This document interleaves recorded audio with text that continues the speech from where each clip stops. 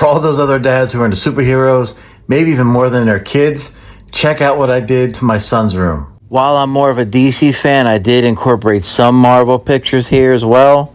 Superman is my absolute favorite, so I did a little telephone booth here on his door. Saw this picture online, so I hand painted and recreated it on his wall. Popped some toys up for display on his wall as well. A lot of people ask me, doesn't he try to play with them? And honestly, no, he doesn't. Now, he certainly could if he wanted any of these things. I'd pull them down for him. I've told him that. But he's cool with them just being for display.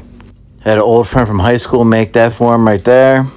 That flash right there actually lights up at night. Just some framed comic books up there. Nothing outrageous. Can't forget what's in the closet.